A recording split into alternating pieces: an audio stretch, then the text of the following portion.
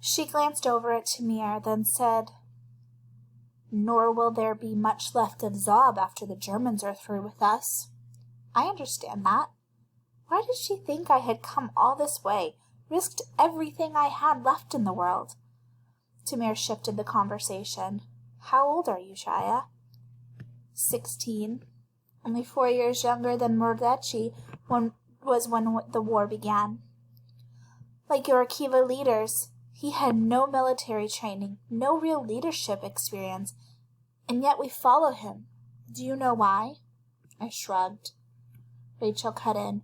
"Mordecai escaped Poland at the beginning of the war and could have remained free, but he cared more about the youth he left behind. He cared more about helping us than about his own life. Now we fight for him." She leaned forward. "Will you?" "We have one enemy," I said. "So as far as I'm concerned, there is only one resistance, and he leads it." Rachel smiled. "You've been involved with the resistance for several months, correct? We've heard your name. We know your work. Why did Akiva fail in Krakow?" "What does it mean to fail? We never expected to defeat the Nazis, but we wanted to meet our deaths in an honorable way, to bring attention to our cause from those who are strong enough to win." Yes, that is true of all our resistance groups." Rachel was becoming impatient. "But we want to know what lessons you learned from Akiva that we can use here. Help us avoid the same mistakes." "Oh." I drew in another breath, then began. "We spent most of our time just trying to convince people of what was happening, both inside the ghettos and out. When we began to fight, it was too late." Tamir and Rachel exchanged looks. I thought of last fall's deportation in Warsaw. Hundreds of thousands of Jews sent to their deaths on the trains, and I'd seen more of the ghetto now. Yes, there were many who were working and planning and preparing, but they were doing it all for the thousands who remained, some too weak to offer any assistance, and others so broken that they welcomed their deaths.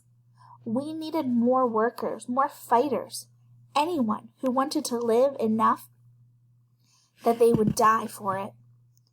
But maybe it really was too late for all of them, for all of us. Before the Nazis could kill the Jews, they had to break us down. To save the Jews, we had to build them up again. Was that still possible here? I gestured around us. "This is headquarters for all the leadership, correct?" "I think it's a mistake. We had only one bunker for our leaders, which made it easy for the Nazis to find them. And it's the only reason I'm still here. I had somewhere else to go. If this place is compromised, and it will be sooner or later, you must give the people another place to go. The Germans believe taking out the leader's bunker is like removing the heart." Rachel nodded. "Anything else?" I shrugged. "I'm not telling you anything you don't already know. The fact is, we made many more mistakes than that. Most of us are young. None of us are trained to fight against an army such as this, and we're operating with few resources, limited movement, and a world that has entirely ignored what is happening to us.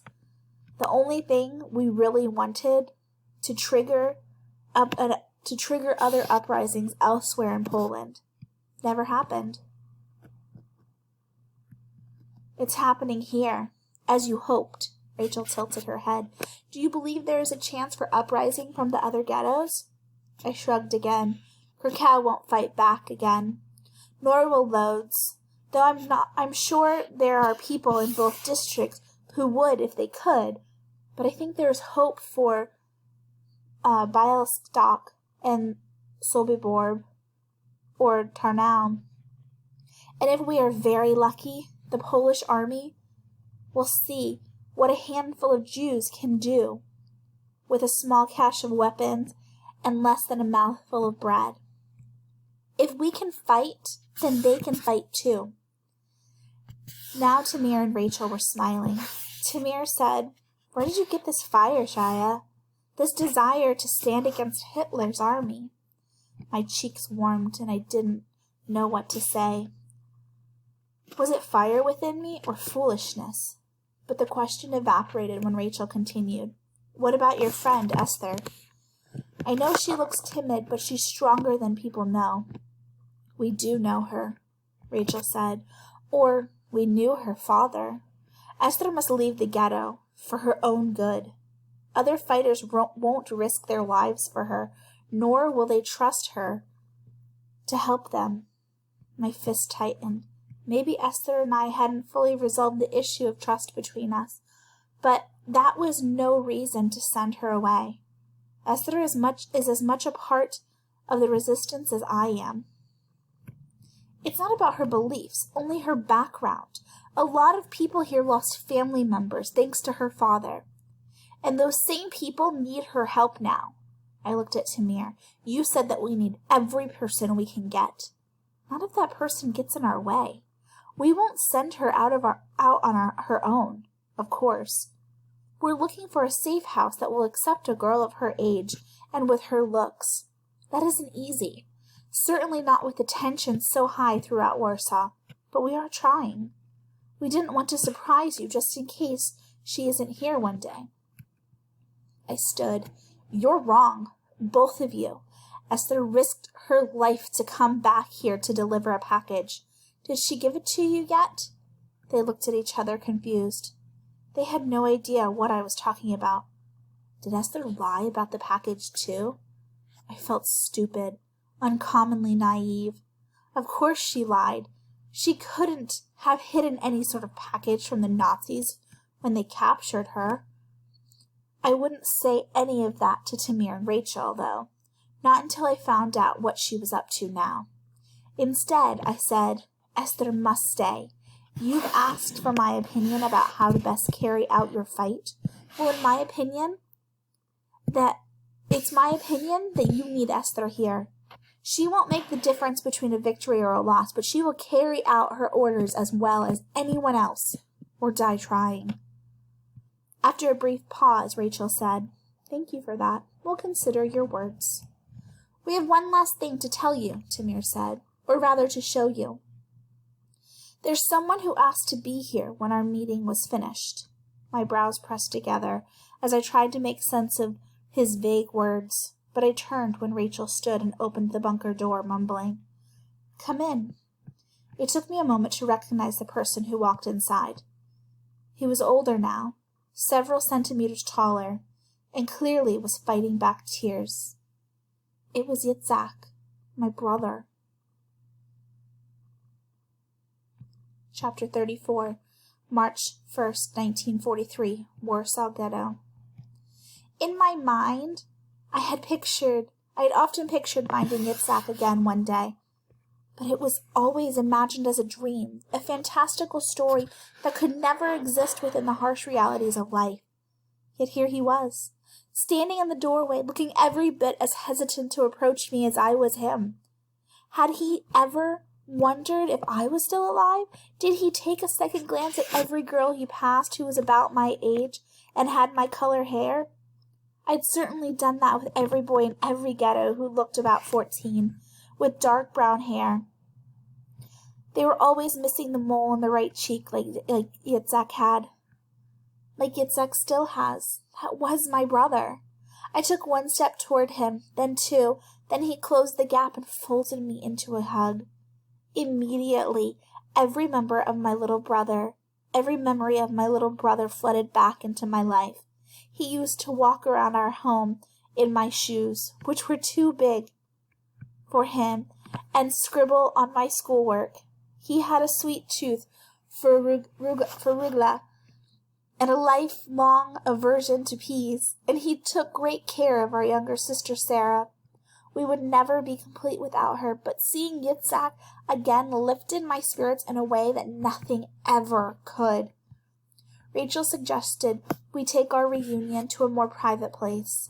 Yitzhak led the way back onto the street, and we became oblivious to everyone else around us, firing questions at each other almost faster than the other could answer.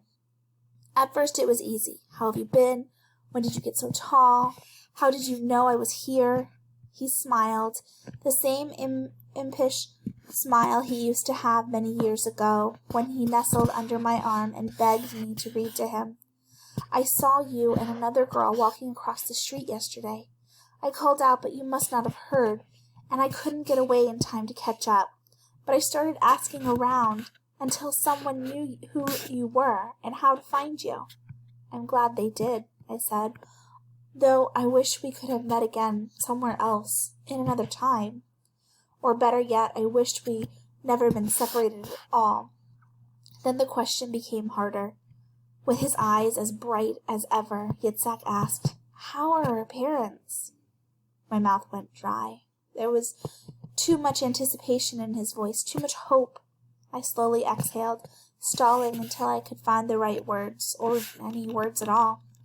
It left an ache in my lungs that made it even harder to say, "Last I heard they were still in Krakow, but I swallowed hard. I don't think we'll see them again. Losing Sarah was hard on Mama, especially, and then you."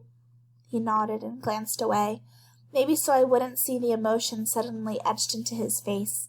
He wiped his eyes with the back of his hand and sniffed. But once he steadied himself, he said, "I went after Sarah when she was taken. I know how foolish that sounds, given that I was only 12 years old, but I thought I was small enough to sneak her off the train. I didn't make it in time, but I did see her before the train left. A woman was holding her, taking care of her. Whatever her last hours were, Shia, I believe she felt love at the end, not fear." My heart had been wrung out 1,000 times over, yet I still had more tears for Sarah. At least Yitzhak gave me a final memory to picture whenever I thought of Sarah again, which I would do every remaining day of my life. It was also the way I wanted to live my last moments. At the end, I hoped to feel love. We cried there together for Sarah and our parents and for all of our family that we had lost. Then we cried because in a war that had done nothing but scatter and destroy and kill, somehow we found each other. Eventually, Yitzhak added, "After Sarah was gone, I had no idea how to get back into the ghetto, and I didn't want to be caught and put on the trains either, so I ran into the woods. A Polish couple took me in.